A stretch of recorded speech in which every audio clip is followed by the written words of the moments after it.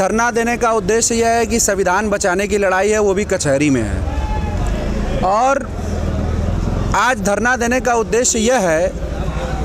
कि कचहरी परिसर में कुछ दिन पहले एफटीसी फर्स्ट कोर्ट में हम लोगों की बेल लगी थी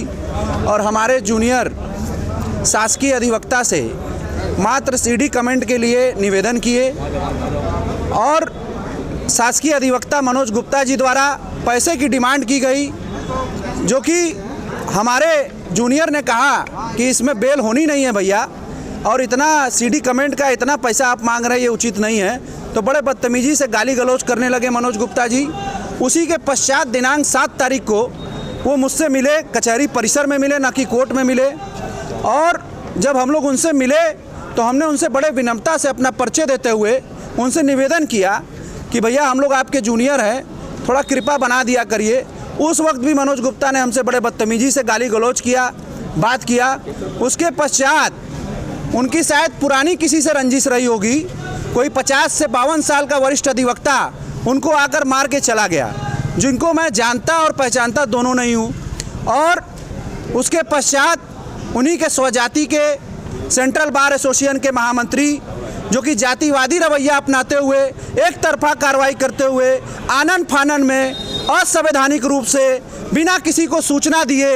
तत्काल आम सभा बुला ली गई, जबकि आम सभा बुलाने के लिए अधिवक्ताओं को दिनांक समय निर्धारित करके सबको सूचना करके बुलाया जाता है, लेकिन ऐसा नहीं किया गया। हमारे पक्ष को नहीं सुना गया, हमारी बात को रखने का अवसर नहीं दिया गया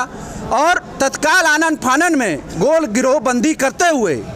तत्काल महामंत्री जी ने हम लोग को सज़ा सुनाते हुए सेंट्रल बार एसोसिएशन से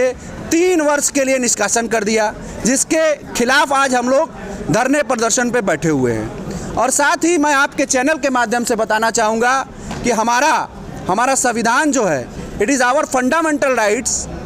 आर्टिकल 20 प्रोटेक्शन फ्रॉम कन्विक्शन, ये कहता है कि जब तक अपराधी पर अपराध सिद्ध नहीं हो जाता अभियुक्त पर, तब तक उसको अपराधी कहना उचित नहीं है। और जबकि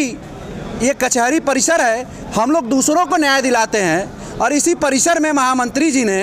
बिना किसी जांच के तुरंत अभियुक्त को अपराधी घोषित करते हुए, फंडामेंटल राइट्स का भी उल्लंघन करते हुए तुरंत हम लोग को अपराधी घोषित करते हुए सज़ा सुना दी गई। तो इसी उपलक्ष्य में ये संविधान बचाने की लड़ाई है, कचहरी बचाने की लड़ाई है, आम अधिवक्ता के हक और अधिकार की लड़ाई है और हम इसे हमेशा लड़ेंगे, डट कर लड़ेंगे और जीतेंगे भी। और जब तक हमारी मांग नहीं होती है, रात दिन आप आकर चेक कर लीजिएगा, आज के दिनांक से मैं कह रहा हूँ, जब तक न्याय नहीं मिलेगा, रात दिन 1, 2, 3 बजे 4 बजे आकर चेक कर लीजिएगा, हम लोग बैठे रहेंगे यहीं पे, उठेंगे नहीं जब तक न्याय नहीं मिलेगा। आपकी लड़ाई किससे है? हमारी लड़ाई असंवैधानिक रूप से जो घोषित निष्कासन है उससे लड़ाई है, सेंट्रल बार एसोसिएशन के महामंत्री जी से, और जो प्रकरण में निष्पक्ष बिना जांच कराए जो कार्रवाई की गई है उससे है।